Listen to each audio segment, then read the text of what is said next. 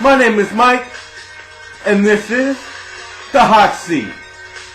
Folks, rarely do I do two in one day, but it has to be done. Has to be done. The GOP debate was just a dog and pony show for the mainstream media to highlight Romney and Newt Gingrich, as I stated this morning. No one wants to talk about how great Ron Paul was last night and the fact that people twittered from all over the country and gave him the highest approval rating for his words and his principles. And Ron Paul brought up a very important fact last night, that he gets more than twice as much money from donations from the U.S. troops. So, although he's been ridiculed for his golden rule, I for one agree with it, and apparently so do the U.S. troops. Defense contractors are pumping money into the campaign for President Obama as he runs for re-election. But one of his biggest competitors, Ron Paul, is cashing in on his opposition to militaristic imperialism.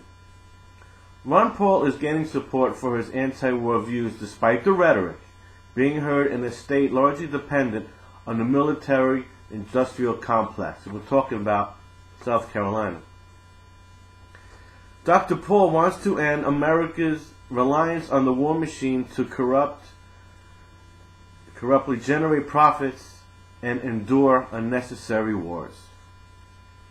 Speaking from Manchester, New Hampshire, Paul attacked the Federal Reserve, saying it was established to take care of the powerful interests, the military-industrial complex, the banking system, and deficit financing.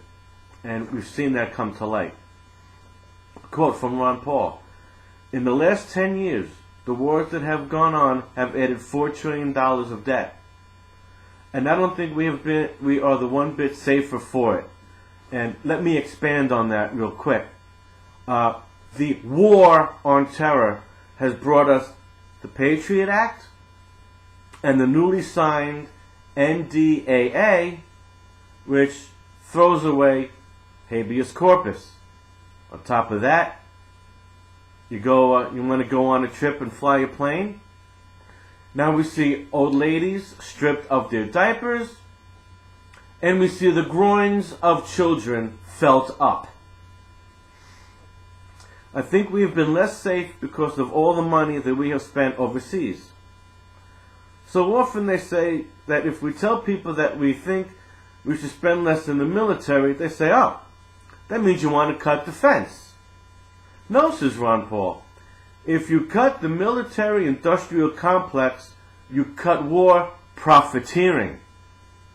But you don't take one penny out of the national defense. Paul's campaign has collected roughly $95,567 to date in contributions from individuals employed within the U.S. military or Department of Defense between January 2011 and September. That number not only outweighs donations made by servicemen to President Barack Obama, but shatters statistics relating to the other Republican Party frontrunners. Mitt Romney, for instance, only managed to gain $13,300 in campaign contributions by donors who list the military as their employer. Ricky Santorum, who has since slipped out of the top tier, only collected $750. Those that pump money into the Department of Defense, the third parties that grease the wheels of the war machine, have shown that their support lies with President Obama. By the end of December 2011, Barack Obama raked in about $112,000 from defense industry donors.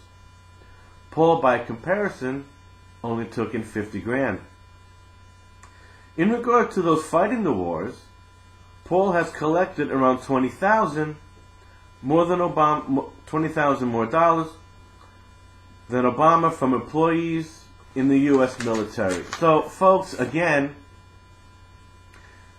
the media is laughing at Ron Paul's golden rule, but the U.S. troops support it. My name is Mike, and this is The Hot Seat.